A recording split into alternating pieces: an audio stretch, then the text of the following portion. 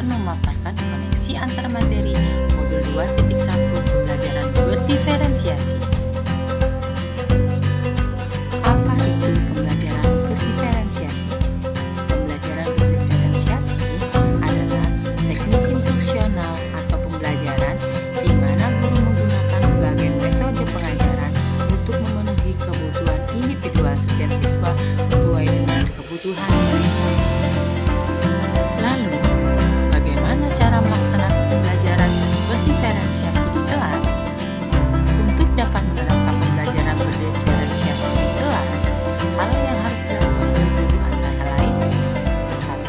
Melakukan pemetaan kebutuhan belajar berdasarkan 3 aspek, yaitu kesiapan belajar, minat belajar, dan profil belajar murid, atau bisa dilakukan melalui wawancara, observasi, atau survei menggunakan angket dan lain-lain.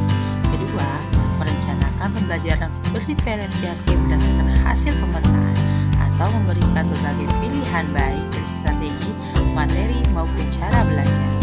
Ketiga, mengevaluasi dan refleksi pembelajaran yang sudah berlangsung. Dalam memenuhi kebutuhan belajar murid, maka seorang guru harus memperhatikan yang pertama, kesiapan belajar murid. Guru perlu menilai pengetahuan awal murid untuk memahami tingkat pemahaman mereka. Evaluasi ini membantu guru menentukan posisi murid dalam pembelajaran dan merancang strategi yang sesuai. Kedua, minat murid. Setiap anak memiliki minat yang berbeda-beda. Minat menjadi motivator kunci bagi murid, mendorong keterlibatan aktif dalam proses pembelajaran. Ketiga, profil belajar murid, di mana melibatkan faktor-faktor seperti lingkungan, budaya, gaya belajar, dan kecerdasan majemuk. Memahami profil ini membantu guru menyusun pendekatan yang sesuai agar pembelajaran lebih efektif. Berikut adalah berbagai cara mengidentifikasi kebutuhan belajar murid. Yang pertama, observasi. Amati tingkah laku, partisipasi, dan tingkat pemahaman murid di dalam kelas. Kedua, pertanyaan dan diskusi. Ajukan pertanyaan terbuka untuk memahami persepsi dan pemahaman murid. Ketiga, penilaian formatif. Gunakan penilaian utama untuk memahami perkembangan belajar murid. Keempat, lakukan wawancara. Lakukan wawancara dengan murid untuk mendapatkan wawasan lebih dalam tentang kebutuhan belajar mereka. Kelima, bisa melakukan pemantauan proses pembelajaran.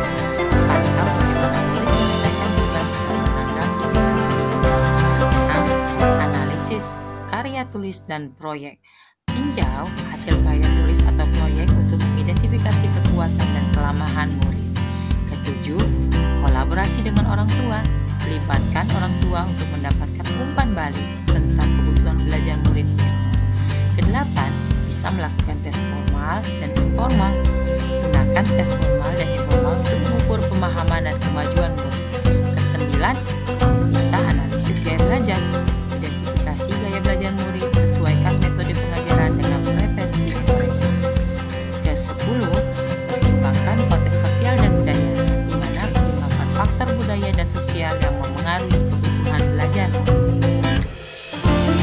Untuk menerapkan pembelajaran berdiferensiasi di kelas, terdapat 3 strategi pembelajaran berdiferensiasi.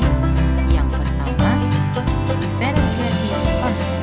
Konten adalah apa yang kita ajarkan kepada murid. Konten dapat dibedakan sebagai tanggapan terhadap kesiapan, minat, dan profil belajar murid maupun kombinasi dari ketiganya. Guru perlu menyediakan bahan dan alat sesuai dengan kebutuhan belajar murid. Strategi kedua, diferensiasi proses. Proses mengacu pada bagaimana murid akan memahami atau memaknai apa yang dipelajari. Diferensiasi proses dapat dilakukan dengan cara: yang pertama, menggunakan kegiatan berjenjang. Kedua, menyediakan pertanyaan pemandu atau tantangan yang perlu diselesaikan di sudut-sudut minat. Ketiga, membuat agenda individual untuk murid atau daftar tugas. Mempersiapkan lama waktu yang murid dapat ambil untuk menyelesaikan tugas.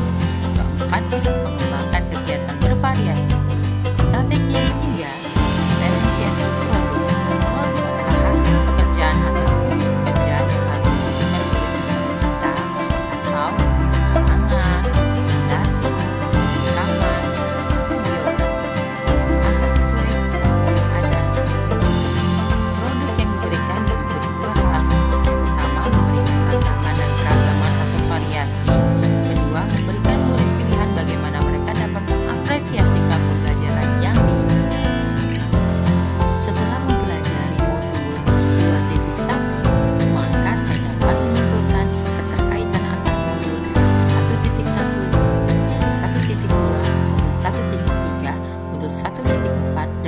modul 2.1.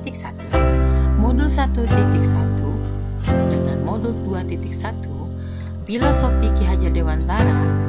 Hubungannya, untuk melaksanakan pembelajaran berdiferensiasi, guru harus memahami dan memenuhi kebutuhan belajar anak mengikuti keadaan perkembangan zaman sesuai dengan filosofi Ki Hajar Dewantara. Yang kedua, hubungan modul 1.2 modul 2.1. Peran guru penggerak bersikap berpihak pada murid, adaptif, mandiri, kolaboratif, dan inovatif. Tujuannya adalah menciptakan pembelajaran diferensiasi yang memenuhi kebutuhan murid dan mewujudkan kepemimpinan murid merdeka belajar. Hubungan modul 1.3 modul 2.1 strategi mewujudkan visi guru penggerak. Pembelajaran berdiferensiasi menjadi strategi penting dalam mewujudkan visi guru penggerak yang berfokus pada kebutuhan murid. Yang terakhir, hubungan modul 1.4 dengan modul 2.1 kesepakatan kelas. Penting adanya kesepakatan antara guru dan murid sebelum pelaksanaan pembelajaran berdiferensiasi. Kesepakatan ini memastikan bahwa proses pembelajaran berjalan dengan